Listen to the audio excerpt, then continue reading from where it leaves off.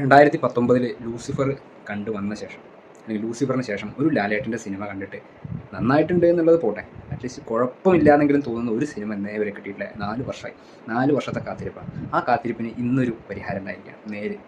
നേര് കണ്ടിട്ട് വന്നിട്ടുള്ള ഫീലാണ്. ഭയങ്കര ഹാപ്പി. ഒരു മോഹൻലാൽ ഫാൻ എന്ന നിലയ്ക്ക് ഭയങ്കര ഹാപ്പിയാണ്. ഭയങ്കര ഹാപ്പി എന്ന് പറഞ്ഞാൽ ഒരു വല്ലാത്ത സന്തോഷം. നമ്മൾ ഈ അർജൻറ്റീന കപ്പടിക്കാൻ വേണ്ടി 10-28 കൊല്ലം കാത്തിരുന്ന ശേഷം അർജൻറ്റീന കപ്പടിച്ചതിൻ്റെ അതേ ഫീല് കിട്ടുന്ന വേറൊരു സംഭവം. സത്യം പറഞ്ഞു കഴിഞ്ഞാൽ ഒരു ഭീകരമായിട്ടുള്ള മാസ് എൻ്റർടൈൻമെൻറ്റ്, അല്ലെങ്കിൽ ഭയങ്കര എൻ്റർടൈൻമെൻറ്റുള്ള ഭയങ്കരമായിട്ടുള്ള മാസുള്ള അങ്ങനത്തെ ഒരു സംഭവമേ ഇല്ല. പക്ക ഒരു ഡ്രാമ, ഇമോഷണൽ ഡ്രാമ, ഒരു കോടതി മുറിക്കകത്ത് നടക്കുന്ന പക്ക ഇമോഷണൽ ഡ്രാമ സാധനം.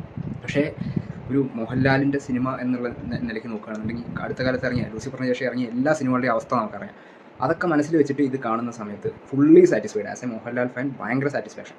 ലാലേട്ടൻ്റെ ആക്ടിങ്ങിൻ്റെ കാര്യമൊക്കെ പറയുകയാണെന്നുണ്ടെങ്കിൽ, ഇപ്പോൾ ലാലേട്ടൻ പണ്ട് ഇപ്പോൾ വില്ലനിലുണ്ടായിരുന്ന അതേ ചാമിങ് ആയിട്ടുള്ള, അതേ എൻഗേജിങ് ആയിട്ടുള്ള, ഭയങ്കര വികാരങ്ങൾ മുഖത്ത് വരുന്ന അങ്ങനത്തെ ലാലേട്ടനൊന്നും ആയി